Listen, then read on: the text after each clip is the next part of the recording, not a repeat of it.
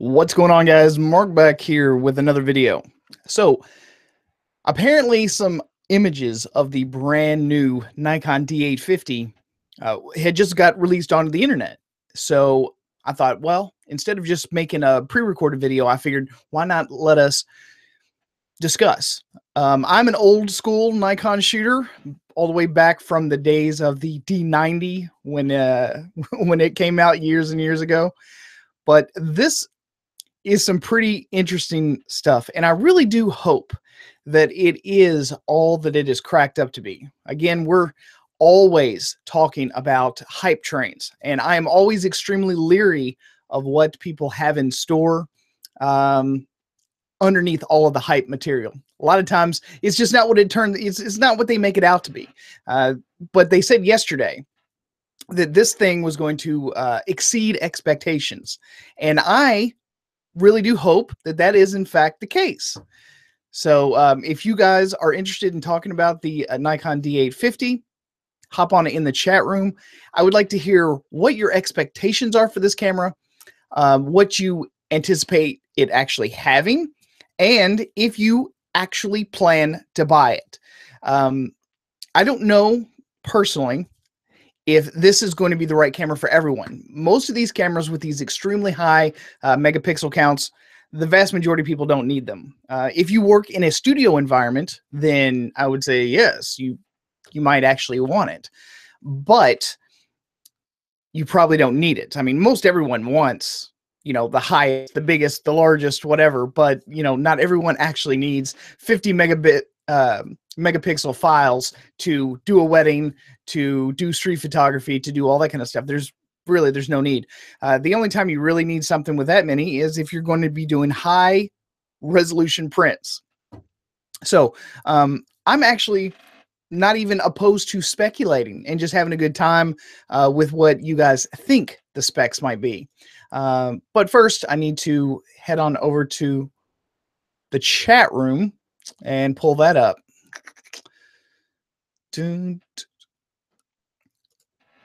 So don't forget to head on over to the chat room. Let me know what you guys are thinking. I'm like I said, I'm interested to find out exactly. There we go. Well, we've got people bitching about who's going to be first in the chat room. Dunny Monster says, yo, yo, yo, you've got a Nikon shooter here. I know, and you should give us some perspective. I mean, if you're still shooting pretty regularly with Nikon and this is an upgrade that you're actually interested in, you are the ones that I'm especially interested in hearing your all's opinion about what you would see. What would it take for you all to actually upgrade, to actually update? Mike says, hi, Mark. What's going on, man? Nice to see you again. Yes, right. Exceed expectations. Millie, how are you? I was just talking to you on Instagram. Loved the photograph, by the way. Donny Monster says, I want it, don't need it, and can't afford it. See, but you say that about every camera. This camera, the Fuji X-T3, is only half the price, and you said you can't afford that either. What do? Wait for like the camera to be 5 years old, and that's when you pick them up? You don't ever go into debt for any camera? Christos Filippo, I don't even know if I said that right, but that is exactly the way it looks. Says, I have never examined an image as the ones just leaked on the D850. Pure lust. As a matter of fact, let me go ahead and let me share some of the images. Like I said, the images apparently got leaked. I seriously doubt that. These companies have pretty tight control. This is hype. This is intentional hype. So yeah, for anyone to actually think that, it's probably not the case. And that's the only way I choose to view it. These are intentional leaks. So these are the images that came from NikonRumors.com. So I mean, if anyone ever hangs out on NikonRumors.com, you'll know that they track every rumor, whether they are right, wrong, or completely out of left field. They honestly, they have no regard for verifying the rumors. They quite literally, they'll take any rumor that you've got. They don't give a shit what it is. And most of the other rumor sites are the same way. Most people want to jump on the bandwagon as soon as something comes out. But assuming that these images are in fact real, and assuming that these are in fact what you guys can expect, the first thing that I noticed is that they have removed the onboard flash. So that is one good thing. I mean, my personal opinion is that most people that ended up buying this camera never use the onboard flash anyway. But, you know, there might be one guy out there that's like really, really bummed. All right. So, so we got no flash. If someone had mentioned, said, yeah, well, it looks like they've redesigned the flash housing. It says it looks a whole lot more aerodynamic. I don't know. I don't know why they would need to make it more aerodynamic. They could have just left it smooth, but this is really edgelord level architecture here. So, let's see. Crystal says money that's what it would take, bro. I'm sold about a year ago. Right. Derek McCoy says angry photographer reckons that large top plate is a hybrid EVF pentaprism. I didn't watch his video. I have a hard time swallowing his presentation style, but if it is a pentaprism, is anyone opposed? Would you? I mean, no one really knows. So again, everything is speculation, which I'm totally open to right now. But is there a chance that it's not a pentaprism? Is there any chance that it is in fact mirrorless? Is there any chance whatsoever that they've got a mirrorless sensor in here? I mean, the body size did not change much. I mean, we know that the Lumix Panasonic GH5 and the GH4 and all those were mirrorless cameras, and they maintained the DSLR form factor, if nothing else, just because of ergonomics. So is there a chance that this camera, in fact, could be a mirrorless camera? I'm interested to know whether or not you guys think that that's possible. But let's also take a look at this image here.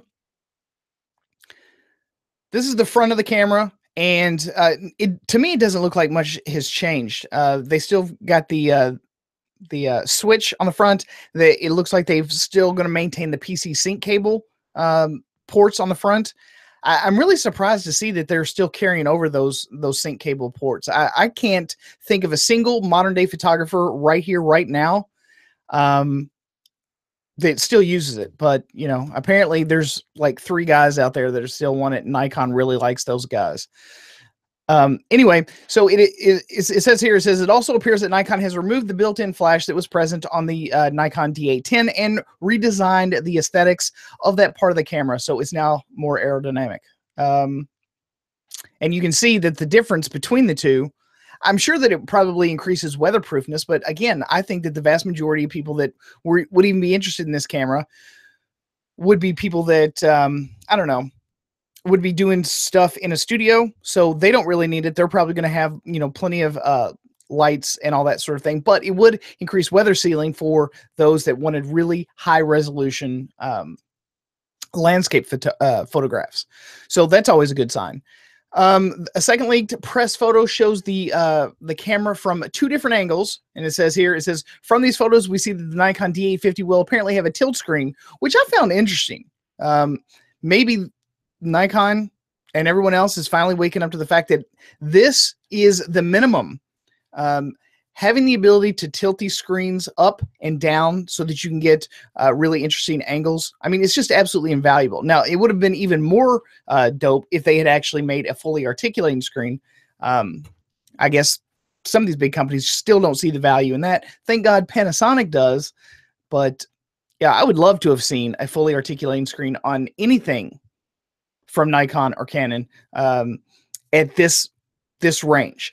Not only would it be extremely handy for those really odd shooting angles where you have to literally lay down in the dirt sometimes with these cameras in order to get, you know, really vast open point of view from the bottom shots, but you can finally do handheld, you know, over and above the head shots, which are really handy for wedding photographers and things where you want to get large groups of people. You want to get that interesting angle, and you were just before you just had to kind of take a shot and hope for the best. But Nathan, what's going on, brother? Good to see you.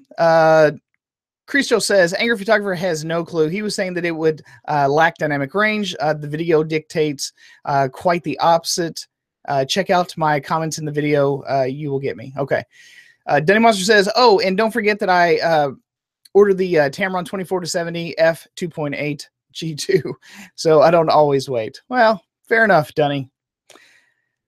Millie says, no, there's absolutely no chance. No chance? Like not even a 5% chance? I don't know about that. I think that there is at least a small chance. I think that more and more people are discovering the, I don't know, benefits of mirrorless. It really is quite handy. I mean, just being able to see exactly what you're going to get before you ever take the shot, I think it's kind of a big deal. And if Nikon really did go through with it, if they really did put a full-size, full-frame mirrorless sensor in this camera, I don't know. You can bet your ass that I'm interested for sure. All right, so let's move on. And what do we got here? Okay, so from these photos, it says here, it says that we see that the Nikon D850 will apparently have a tilt screen, illuminated buttons, which I think would be handy. I mean, it's not, you know, a groundbreaking feature, but it's definitely handy. It's a nice feature to have. Bluetooth and Wi-Fi. Okay, that's pretty old stuff. Everything should have that at this point. A joystick. Always happy about joysticks and things that make choosing your autofocusing point a little bit easier. A relocated ISO button, which I'm assuming looks like it's right up on top.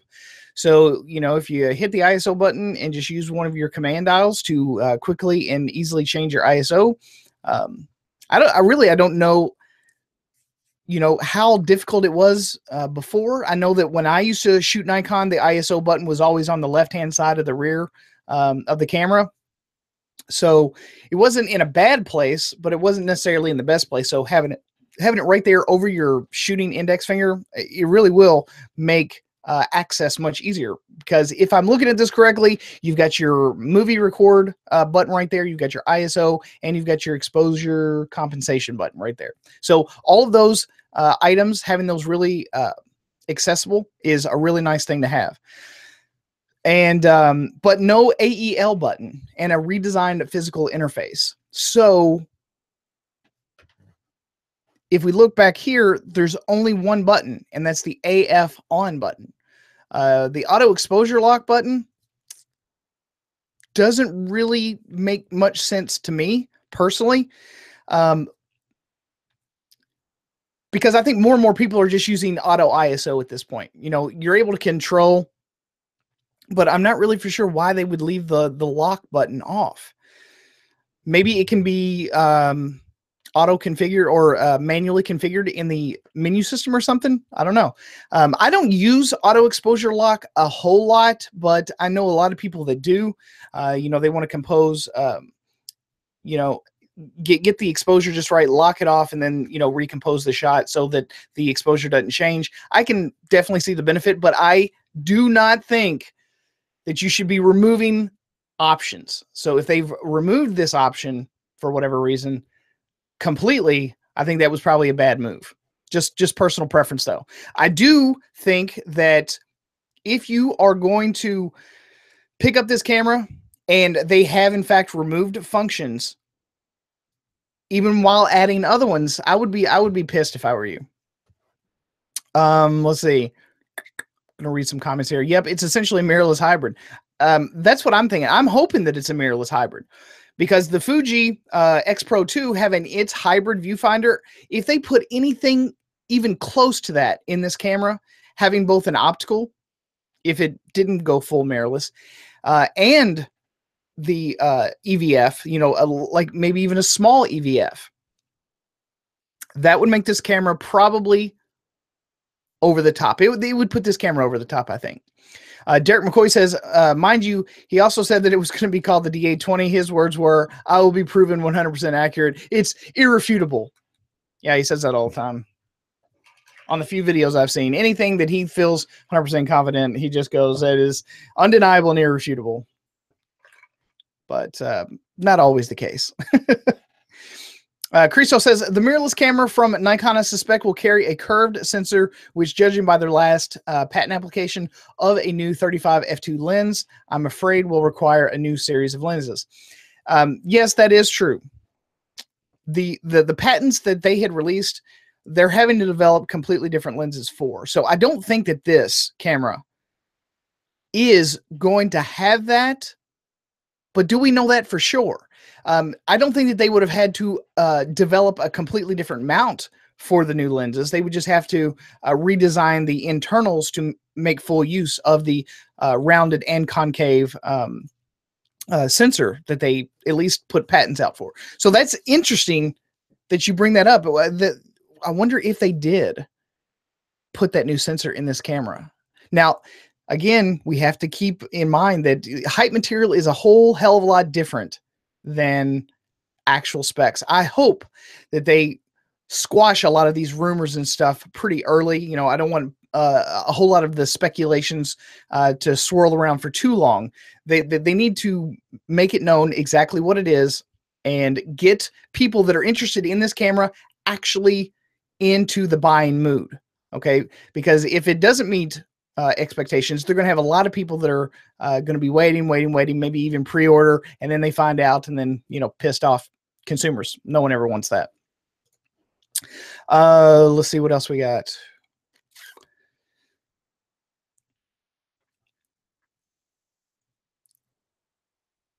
Cristo says the mirrorless camera from Nikon, I suspect, will. Okay, we already read that one. Millie says maybe a 5% chance. Okay, well, a 5% chance is better than a 0. I mean, I've learned at this point to never discount anything when it comes to camera companies.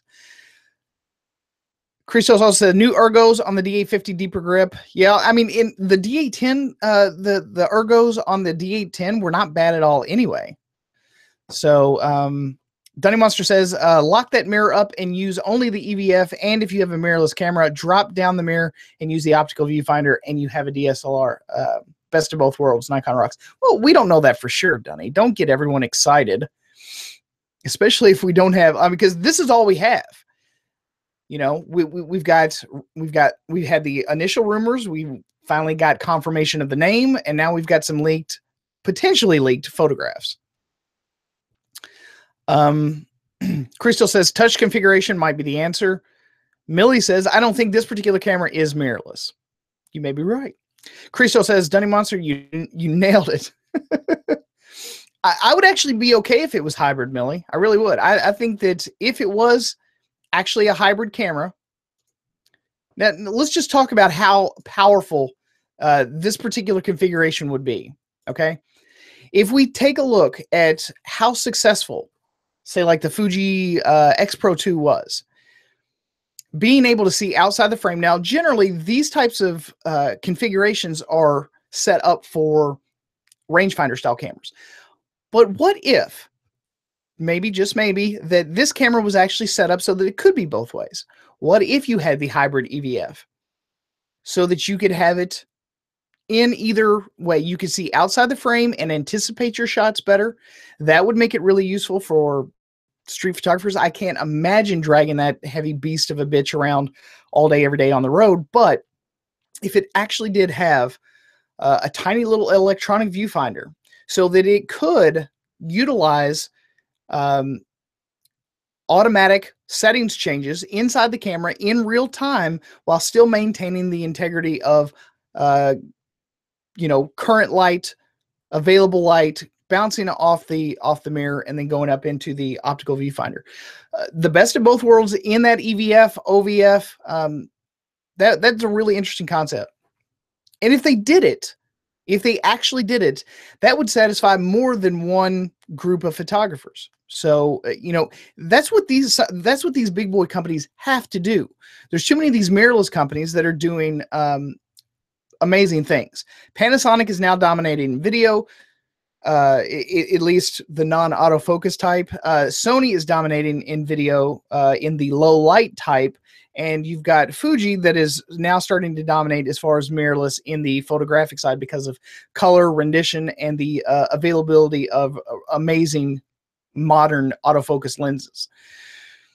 But yeah, so Let me go back to the screen share here real quick for you. Now, the last photograph is, this was the D810 here at the bottom. And as you can see, you've got an easy AF on and AEL and AFL button up at the top. And with the two differences, I mean, I'm not really for sure if that's going to be a good thing or a bad thing for Nikon. If they don't have that thing remapped someplace else, I think some people are going to be pretty disappointed. The one thing that I do want to point out is that they still have a mic in jack and a headphone jack. Now, as far as I'm concerned, I've been fine with the jacks. What I have not been fine with is Nikon's really, really bad video features on any of their DSLR cameras. It has just been not very good. That was one of the biggest reasons why I left Nikon in the beginning to start with. Having that camera, or any of their cameras, whether it be, I think I had the D3000, the D5000, the D7000, the D600, the D610, the D800. I had all of those cameras, and none of them really provided me with much help in the video department. None of them were very good. Not to mention, you always had to swap in and out of live view all the time. If they finally got rid of all those issues, if they finally allowed you to change the settings in live view, and actually made this a truly beefy hybrid camera, both video, photo, electronic viewfinder, optical viewfinder, if they truly made it hybrid all the way around, removed all of those limitations, we already know it's going to have a Sony sensor. Maybe Nikon actually kicked in a little bit of extra money and it's going to actually have better performance in the autofocus department, low light performance. Any of these things would be welcome additions. You know, a camera these days has to be much more than just its megapixels. A camera these days has to be much more than just the glass that surrounds it. Okay, the ecosystem is already pretty good. They've got a vast catalog of you know, lenses that anyone could pull from. But it's not the glass that is drawing consumers to other camera brands. It is all the features that these other brands are actually incorporating into their systems. It is the usability factor for hybrid shooters, whether they, you know, be wedding photographers and wedding videographers. How nice would it be for husband and wife wedding photographers to be able to go out with the exact same camera, swap and use the exact same lenses, but be able to do the same job? You know, at this point, most people are having to shoot with their Canons or shoot with their Nikons and do their video and stuff with a Panasonic or a Sony. So they have to buy multiple systems. Canon and Nikon, if they ever got their shit together and actually put together a truly beast of a bitch hybrid shooter's camera, they would be unstoppable. Why they keep holding back? Why Canon just keeps, you know, holding back the 4K video features and reserving it only for their EOS line of cameras just makes absolutely no sense. If Nikon did this, there's a good chance they could shoot Canon in the foot right here, right now, and get it done. But will they? I don't know. I don't know. Overall, I like the design. I like the fact that there's not going to be a built-in flash anymore. Obviously, we don't have any official specs, but I would be interested in hearing what you guys actually want to see out of this camera. So let's hop on back over here to chat and see what it... wow, man, you all really racked up the chat messages while I was gone. Okay. Dunny Monster says, every camera is a mirrorless once the mirror moves out of the way, Millie. Fair enough. Shanghaizen Yang says, I really think Ken is right this time, and EVF is also important for reviewing photos under bright sunlight. It is, and for Nikon to hang on, in my opinion, if for Nikon to actually hang on to the OVF is a little bit backward thinking. I don't mind. I think that optical viewfinders are great in certain circumstances. But more and more people have discovered exactly how powerful an electronic viewfinder can be. Being able to see your changes, being able to see those movements in your settings in real time saves you time as a photographer, especially if you're a wedding photographer or an event photographer. It's much better to know exactly what you're going to get before you, release the shutter than to, do some spray and pray. To me, it's invaluable. There's no way I could go back to an optical viewfinder only. It's just, it's too far down the line now. I've been shooting with an electronic viewfinder now for 3 years. To even imagine going back to an optical viewfinder only is just completely out of the question for me. Millie says, I think I'm just too used to disappointment that I'm numb. Don't be that way, Millie. Just don't be that way. Christo says, no way they would damp their top glass for the D850 for a new series. No, I don't think so either. And like I said, I really do think that there's a good chance that the mount, even for the new sensor, if they actually fully develop that new sensor and it does come to fruition, I don't think that they're going to axe the old mount. If they did, I think that would probably be the worst thing that they could do. They just don't have, they just don't have to go that route. I mean, I don't know how old or how unusable that old focusing motor technology would be in something that required a bit more speed or a bit more nimbleness. I don't know if it would hold up or not, but I really think they'd be shooting themselves in the foot if they tried to swap to something completely different. I think that was probably half the reason why a lot of their mirrorless attempts, and as I use that term loosely, they weren't really all that good of attempts, but it was because they tried to use a completely different mount. If they had stuck with the F mount, I think that they would be much better off at this point. I don't know if they'd be any better. They might be a little bit more willing to invest in their mirrorless setup if they did, in fact, put those F mount mounts on their mirrorless offerings, but they didn't. So let's see what else we got. Encore says, the way Nikon is faltering on delivery and quality issues and Canon not giving the full worth of the money doesn't make more sense to go ahead with Sony. Or does it make more sense to go ahead with Sony? It really depends. It depends on what you shoot, if it's video or if it's photos mainly. In my personal opinion, right here, right now, I think that Sony is the best hybrid camera system. I think that they do the best job in offering complete photo and video settings and features for both the photo shooter and the video shooter. And that's, that's just my personal opinion.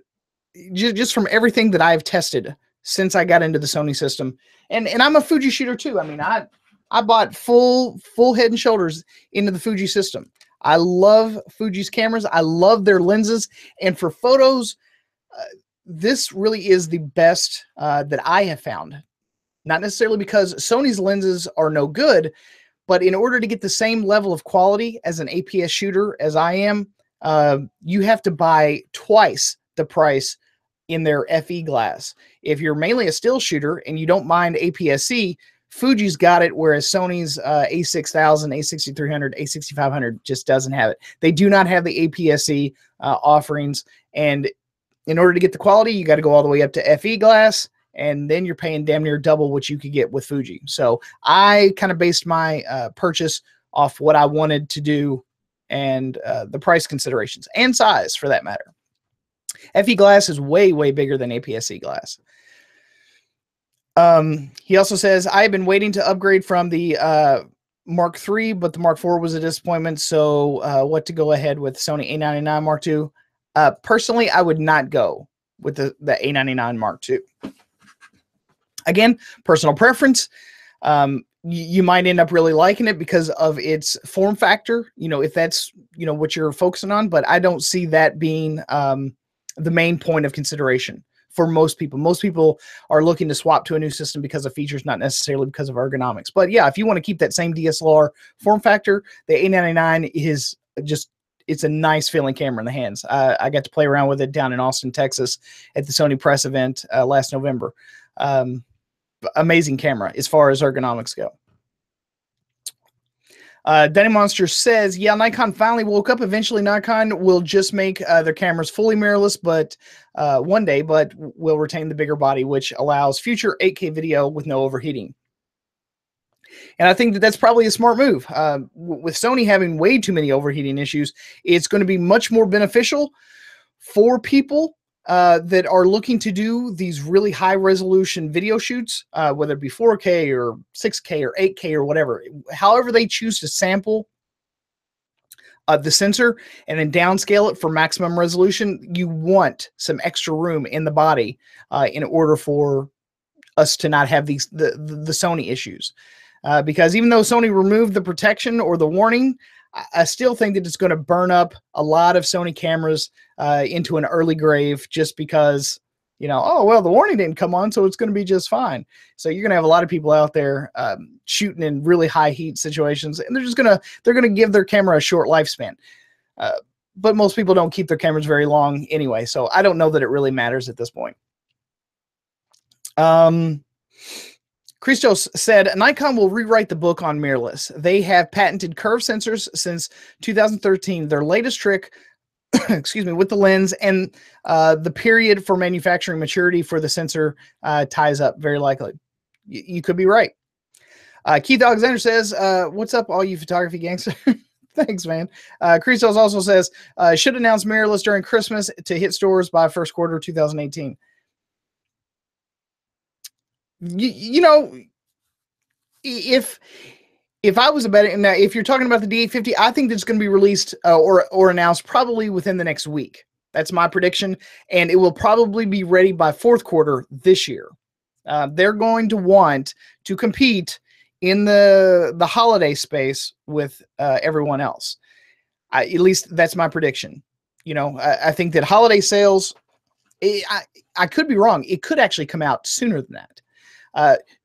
In my experience, most of the hype material, whether it be from Canon, Nikon, Sony, or whatever, when they start releasing material like, you know, whatever these images are that got leaked, once they start releasing stuff like that, it's usually not too much further off. Most companies are not going to hang on to the momentum and an overly long amount of time, mainly because they want to ride that hype train. They want to ride that wave of enthusiasm before people have time to figure out, well, this is not as good as I thought it was going to be. So I think that it could come out much, much sooner than what everyone was thinking. So again, just a personal prediction. Keith Alexander says, Mark, thank you for letting me know about the Switcher Go app. My pleasure, man. I hope it's working out for you. Derek says, Nikon said it will exceed expectations. To me, that means considerable, not moderate improvements in resolution, frames per second, and dynamic range. Also, if it delivers 4K with H.265, it might deliver Canon some real damage.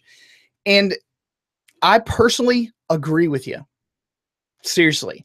Now, from my experience, Nikon has always had the better dynamic range. I think that's probably the major reason that a lot of landscape photographers pick up Nikon cameras, because they have the ability to retain more of that detail between the extreme highlights and the extreme shadows when they're taking, you know, landscape photographs.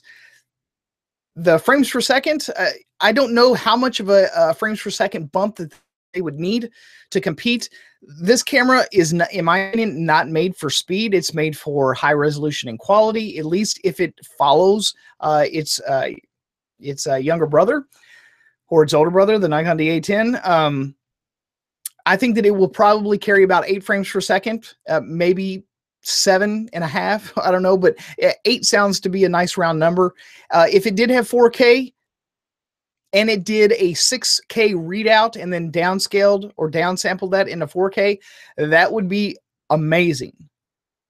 It would be even better if it did take a full 8K, because it has enough body width and girth and space inside to do a full sensor readout and then downscale it.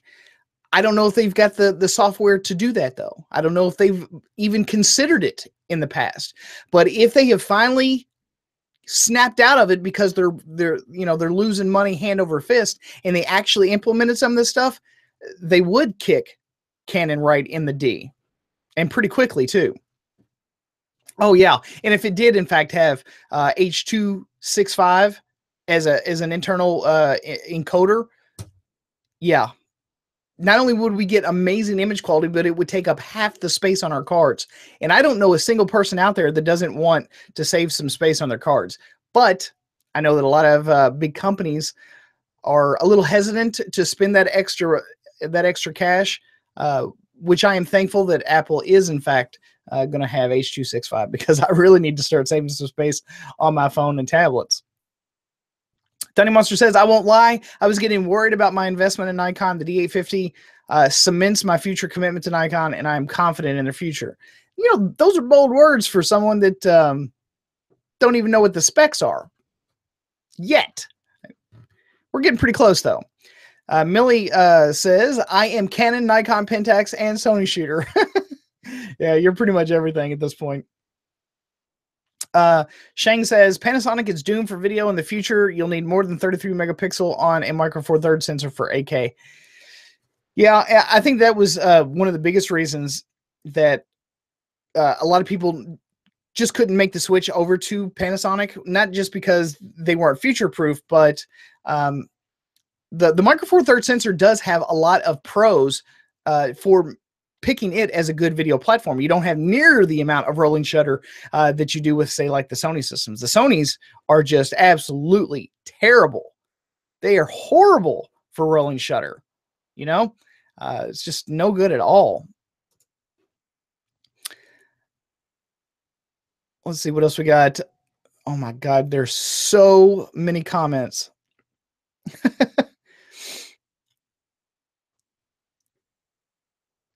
So many comments. Holy crap, man. You all just flooded me.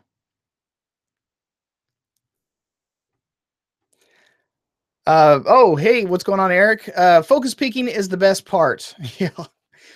360 Mix says, Canon has high-end video cameras. Nikon does not. This time for Nikon to make a video camera, that would knock on Canon, Sony's, Panasonic's door. And I agree, they have to do something at this point. At this point, if they don't do anything, if they don't answer, if they don't have an answer for all of these amazing cameras that are hitting the market, I don't know if Nikon is going to have the nuts to stick with it. I really don't. I've tried to be as optimistic as possible, but if they do not have a real, genuine answer in this camera, I just don't know if they're going to. I don't know if anyone's going to take them very serious for very long. I mean, I don't know what their plans are, but I really do hope they've got something amazing stuffed up their sleeves. Dunny Monster says, me too, Christos, and buying more. I couldn't consider switching. The cost would kill me. 360 Mix says, Nikon is the only camera company that does not have a pro or semi-pro video camera. And I really do think that at this point, they're going to have to recognize that fact. If they haven't already. Again, I'm hoping that they finally got the message. But for them not to have any level of competing share in the video space as it stands right now, that is a huge, massive de-incentive for new people getting into the business or getting into photography / videography to just discount it. Photography, it doesn't really hurt them whatsoever. But yeah, in the video space, I mean, they really need to start competing, or they're going to be left behind really bad. And I know that a lot of people, they don't pick up Nikon for video, but even Fuji, who has, for the vast majority of the time they've been in the digital space, ignored video as well. Completely ignored it. But they're not going to be able to compete in the digital space without video features. So when they announced, what was it, last month, that they were actually going to be putting and doing more focus on video features, that was a sign that they knew that they weren't going to be able to compete for very long if they didn't focus at least some level of attention on video. I mean, we all want it. I can't name a single photographer out there that doesn't want at least a little bit of video, that doesn't do a little bit of video. But more and more of us are wanting more video. So, and we don't want to buy two different cameras. If Canon and Nikon actually did for the hybrid shooter, what they did for the still shooter, 10 years ago, I mean, there would really be very little need for the Fujis or the Panasonics or the Sonys, but they completely dropped the ball. And now a lot of these other companies have got a big share of their market. Nikon is the only, or Derek says it's a difficult one. If you remove the optical viewfinder, you have to remove the mirror. Then it's a mirrorless. The flange distance can't change, so it just doesn't work out. Right, and that's the reason I said there's a really good chance that if they did incorporate some level of EVF, that it would be a hybrid. It might even be a secondary, sensor readout or something in there. I don't know. I don't know what the case is going to be. This is all speculation, but there's a chance that they've learned the value of an electronic viewfinder. I mean, more and more of us not only use it effectively, but are demanding that it get better and better. I mean, we've got 100% viewfinder coverage. They're big, bright. It's like looking at a large screen TV in there. We get to see all of our settings. We get to see the changes as they happen. It's an invaluable tool for photographers that don't want to take their eye away from their camera in order to change settings or see exactly what they're going to get, or have to chimp the photograph to make sure the histogram was decent. We can have little bitty tiny histograms right inside the EVF. We'll know exactly whether we've got the shot or not. And then, of course, if these cameras continue on with their high dynamic range, and Nikon is notorious for good dynamic range, then they'll know that there's going to be absolutely no problem either recovering highlights or shadows, or compressing the dynamic range, or just whatever they want to do in post. They'll have the option. But having that EVF really does make it an invaluable tool for run and gun photographers. Eric Mark says Panasonic is another decent option for photo and video specs in one camera, if you're cool with micro four thirds, that is, and really bad autofocus. Just saying, they have some really bad, horrible tracking. The one saving grace for Panasonic is that the sensor is very small, so very low rolling shutter. And the combination of the dual in-body image stabilization between lens and body. That's a big deal. Definitely a big deal. Dunny Monster says, really? You think that Sony images are soft, Millie? I know. She keeps saying that. I think I don't think that she... I don't think she used any other lens, as far as I know, except for the 16-50 kit. But as far as the sensor goes, on the A6000 produces some of the sharpest images that I've been able to take in a very long time. So it's a really good sensor. Keith Alexander says, I don't know about, or I'm sorry, I find my images super sharp. Okay, still talking to Millie. Eric Rossi says, not sure what Nikon can do to make this interesting. It's mainly just a video play. If they don't improve their video autofocus, it's kind of pointless. Plus, no crop on 4K. Yeah, like I said, and that's assuming that they do some oversampling. And if they don't do a very good job on the video side, I don't know if this is going to be as good of a hyped up camera as it ought to be. It's just me, though. I mean, the autofocus, if you're going to have video, I don't know, maybe I'm just so used to Sony. It makes it really hard for me to sit here and talk about anything video related, especially when we need more automation to make our lives easier.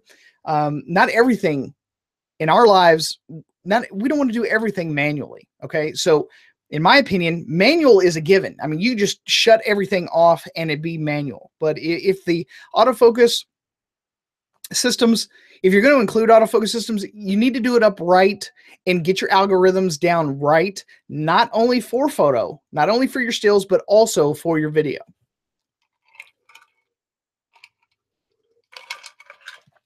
Keith Alexander, or Anchor says, sorry, Mark, didn't mention my question was primarily from a stills perspective, upgrade from the Canon 5D Mark III to the A99 Mark II. Is it a good option only for stills? Yeah, absolutely. I mean, you would have to reinvest in all new glass, and it's A-mount glass. This is my personal opinion on the subject. Everyone was really surprised to see a refresh on the Sony A99 Mark II to begin with. Every one of us at that point kind of thought that the A mount was pretty much dead. I don't know if they're still planning to develop more lenses for the A mount or not. If you were trying to jump ship because of features and you wanted to shoot some amazing stills, you might look at maybe the Sony A7R Mark II. You could get it pretty cheap because a lot of people are expecting this Sony A7R Mark III to come out really soon. So it might be something to keep up with. I mean, just do your research. I just don't know how long the A mount line of cameras are going to be supported. So just keep that in mind. I'm not 100% sure. I mean, I hope they, I guess, I hope, I mean, I'm not really interested in the A mount, but I hope they keep it around. You know, and that may be like their little bastard stepchild at this point, because the E mount is outpacing A mount by leaps and bounds. You know, I mean, they're creating new lenses for that line all the time. And they might just keep the A mount, the A99 around just because they've still got a lot of people out there that did in fact invest in A mount glass. And they don't want to piss those guys off. Really, I think Sony should just invest or roll out some sort of swap up program. Hey, if you got a bunch of A mount lenses and you've been thinking about E mounts, you know, send us in your old glass. We'll give you a massive discount on some E mount glass. Keith, let's see, they're still talking back and forth. Keith says the A99 Mark II is such an excellent camera. It really is. I mean, it's a hardcore performer, but I don't know. It didn't have the video features that I was looking for, so I kind of discounted it right off the bat. Which, you know, Joe, thank you very much, dude. If you've got anything to say whatsoever, you let me know, my friend. I don't think that Joe, have we ever talked? Thank you very much, man. That is super, super nice. Thank you. Thank you. Really. Like, I mean, that means a lot. I really do appreciate that. 7 frames a second is fast when you're pushing out 52 megapixel raw files. It's all relative, and that's true. Do we have a confirmation? Are we for sure that the Nikon D850 is going to be doing that high of megapixel files? Do we know that for a fact? Yeah, I got to be perfectly honest with you, Joe. That is my first super chat donation. I've never gotten one before. I've never gotten a single super chat donation in my entire life. So you're my first. I'm going to remember you. You're going to be like my high school sweetheart or whatever. I appreciate that, man. Seriously. That touches me, man. It really does. I appreciate that. That is super nice. Really nice.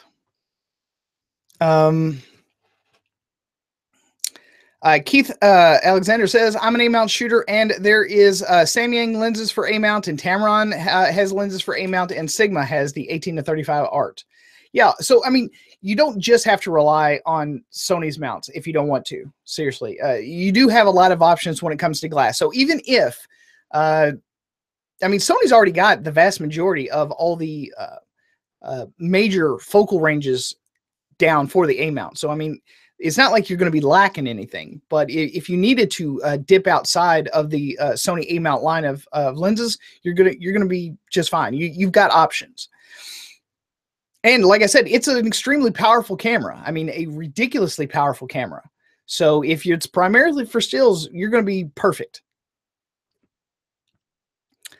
Hector says, I recently picked up an A6500, have wanted to get into photography for many years, and now I have no excuses to get out there and shoot. And you're exactly right. The A6500 is a ridiculously powerful camera. The buffer depth is sick. The burst is sick. The in-body image stabilization is fantastic. Pair that up with any OSS lenses that Sony makes. The amazing autofocus. I mean, there really is no reason to not get the shot, whether it be photo or video with that camera. It's super duper light. It's not very heavy. Boogernator, man, what's going on, brother?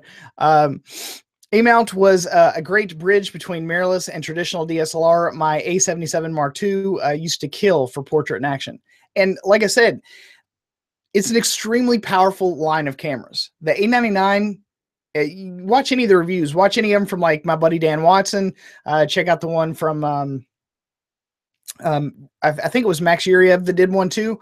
The camera is stupid powerful. But like I said, it's just not as good in the video department. So, and it's much bigger. It's in that DSLR form factor, which I was not really interested in picking up again. So, you know, again, if you're in the mirrorless world and you're looking for something that's, you know, very ergonomic for stills, I would take a good look at, say, like the Fuji X-T3. As far as good on ergonomics go, if you can handle the micro four thirds, maybe look at the Panasonic GH5. And of course, the Sony A9 line of cameras. I mean, if you're just looking for stills and you want those mirrorless features, any of those brands right now are doing a fantastic job.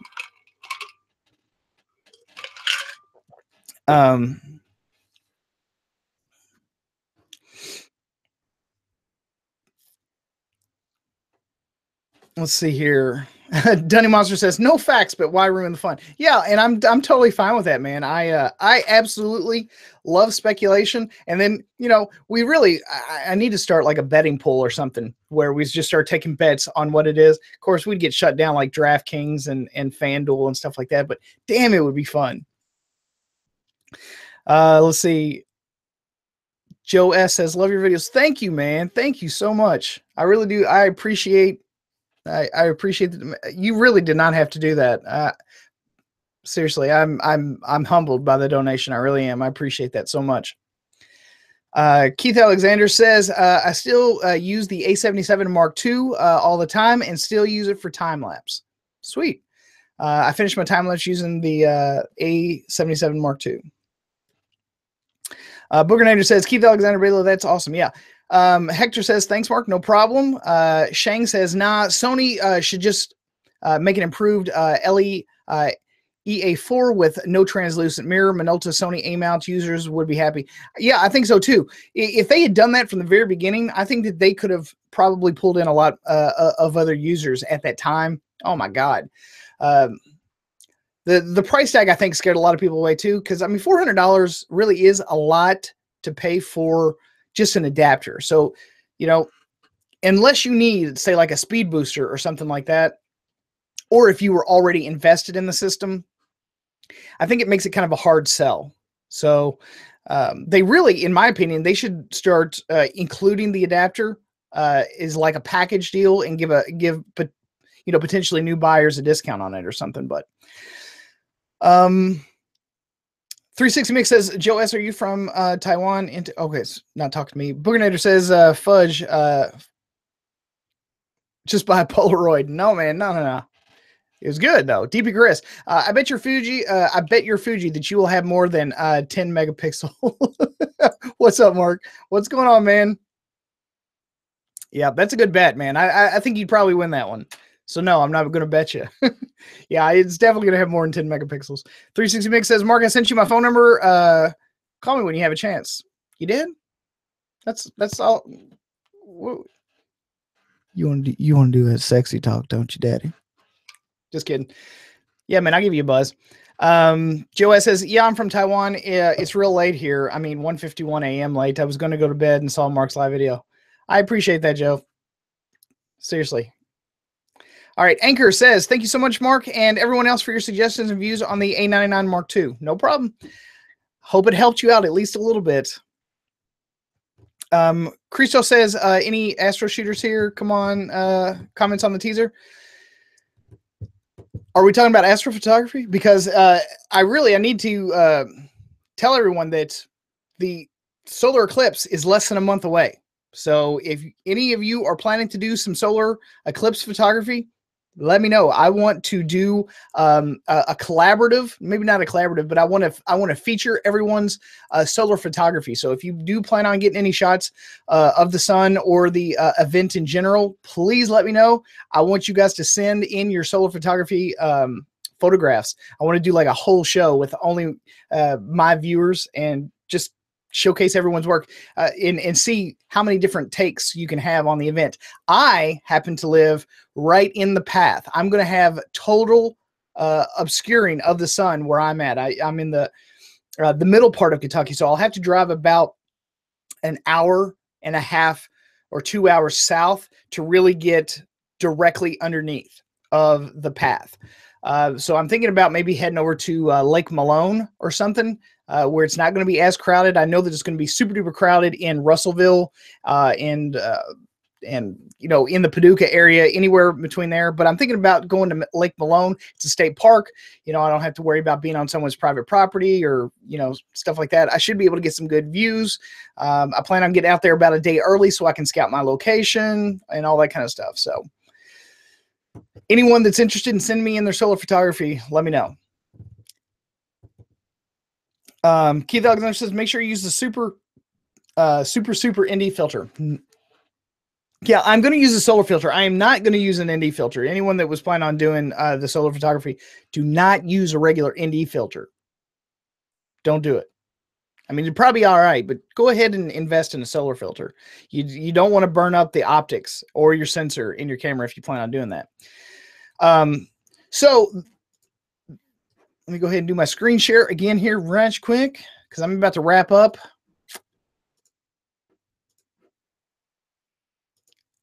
All right. No, that's the wrong one. I picked the damn wrong one. All right, here we go. So, guys, the Nikon D850.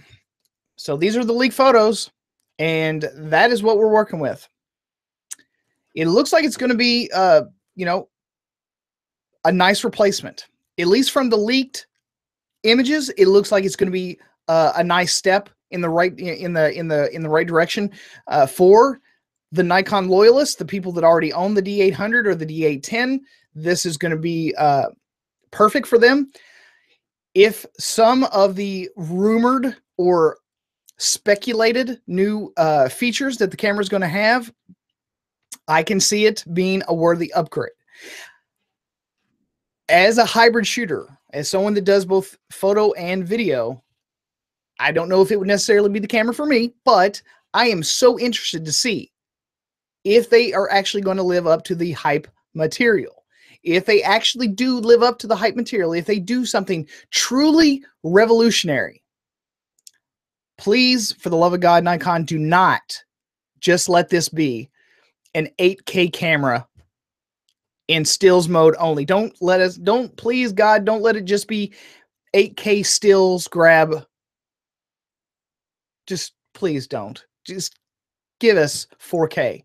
Give us some massively improved autofocus features. Give us the ability to change the settings whilst in live view.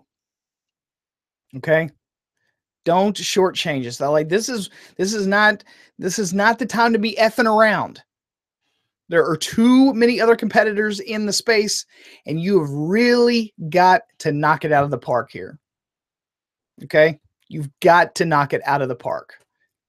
Don't screw this up for your fans. Okay?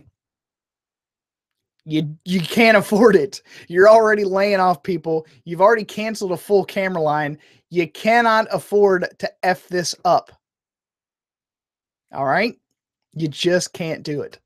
So I really do hope that, you know, if they are going to pretend, if they're going to, you know, make it seem like this is going to be, you know, the best thing that they've ever put out there, it had genuinely better exceed everyone's expectations. Because when you make statements like that and you don't exceed everyone's expectations, that's when you lose. People are going to pan the shit out of this camera if it is not just like over the moon amazing. I'll probably be one of them. I mean, and they will deserve it. Don't make super duper hype train statements like it's going to exceed all expectations, and then it doesn't. You're going to have to be on it, right? You're going to have to be on it, or it's going to be really bad. Chad Siffer says, sorry, a little late to the party. If this bad boy has an EVF hybrid viewfinder, count me in. Yep. See, that's what I'm saying. Everyone wants an EVF. If they do, in fact, have an EVF, I think this thing will be a pretty damn good seller, at least for the hardcore Nikon loyalists. If it doesn't, I think it's going to be eh. If they do not exceed expectations, it's going to be just catastrophic for Nikon. It really is. Keith Alexander says, Nikon, don't F it up, please. And Christo says, around 13 seconds, mark the way the moon goes by, and the rest of the image, in my opinion, not an expert on astro, shows quite a latitude. No. Okay, sorry, he was talking to somebody else. Manny, what's going on, brother? It was good to see you. Rumor is Nikon put a hybrid optical electronic viewfinder in the D850. Yeah, we've actually talked about that. Do we have any level of confirmation of that, though? I mean, if it's a rumor, I'm okay with it being a rumor. But I don't want to hype it up and then I don't want to contribute to Nikon's failure if they don't actually put an EVF in this camera. Right? Okay. I mean, I'm hoping that they did. I really do. I mean, Fuji has had perfect success, really good success with their hybrid viewfinder, the EVF inside of the OVF. So if they did, I think they would see a lot of success with that. But if they didn't, and people start hyping up that, oh my God, and it doesn't materialize, it's going to be really bad. Keith Alexander says, we will have to pray for Nikon to not screw this up. Yeah, you really, really will.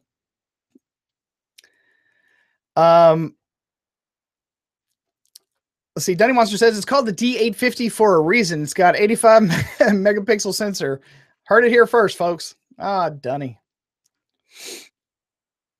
Chad says, well, apparently a lot of my viewers know Manny. So yeah, Manny's good peoples. I've really been enjoying his videos here lately too. The collaboration with the photogs. I've been really enjoying your videos, Manny. It's been pretty phenomenal. Let's see, what else we got? Yeah, don't let Mark spank your ass, Nikon. That's exactly right, because I would go. Like I said, I love Nikon. Nikon has got a vast and amazing catalog of lenses. Some of the best lenses on the planet were made by Nikon. But because I moved into hybrid shooting, several years ago, and Nikon just didn't have those features. And even today, we're still talking about they don't have those features. Other cameras, other companies, other cameras do, but Nikon still doesn't have them yet. So, Chad Silver says, game changer if it is the hybrid viewfinder. Absolutely. I mean, it's not going to be earth shattering or anything because it's already been done before, but for it to actually show up in a DSLR and not a rangefinder, that would be dope. It really would. It would be something completely different that the market has never seen before. Keith says, then I'm going to, or he says, I'm going to kick Nikon in the dick. Then I'm going to tell them to eat a bag of dicks if they F this up. Yeah, I mean, they really do. Whoever's running the show over at Canon Nikon, they need to listen a lot closer because we've been screaming at them for these advanced or upgraded or improved video features. And that's where they are lagging behind is Canon with the no 4K, Canon with, no dual card slots on a lot of their, full frame cameras. And that's been my gripe with Sony too. No dual card slots kind of knocks it out of the running in certain circumstances. If it's life or death, if it's mission critical, you're doing a wedding and you don't have a backup card, it scares the shit out of me. I mean, I know that a lot of guys do it. I know that a lot of people do it, but for some people, it's just not worth the risk. It is absolutely not worth the risk if a card fails. 360 Mix says, good show, Mark. Talk to you later on. Check your email for my number. Will do, brother. I appreciate that. Thank you. And Denny Monster says, Nikon has been playing the waiting game, waiting to go bankrupt. Yeah, if they had done what I had suggested that they do a long time ago, which was massively increase the performance of their autofocus, allow people to change their video settings, I think they would be in a more dominating position right now. At least they would be in the running for hybrid shooters, but as of this point right now, they're just not. Most people just don't even look at Nikon as anything video related. I mean, they're just completely discounted. They don't even look at them. Everyone now turns to Sony, obviously, Canon for their color science, and because all the vloggers like their, flip around, LCD screens, and Panasonic because of, lighter weight, smaller sensor, so less rolling shutter. But Nikon's just not even in the running. I mean, they're not even in the ballpark. So it's really sad that they have just ignored it for this long. So I really do hope they get their poop in a group. And I think that I'm going to cut out of here on that note. I really hope that the Nikon D850 is everything that they have promised it would be. Because if they make big, bold claims like that, like it's going to exceed expectations, and they don't deliver, it's going to be bad news bonzo for Nikon and their new camera. So I really do hope that they deliver. They have to deliver. All right, guys. I hope you guys have enjoyed the show. Thank you again so much, Joe S., for that donation. That was an amazing, amazing surprise. I really do appreciate that. I hope you sleep tight this evening, and I will see you guys again on the next one. Peace.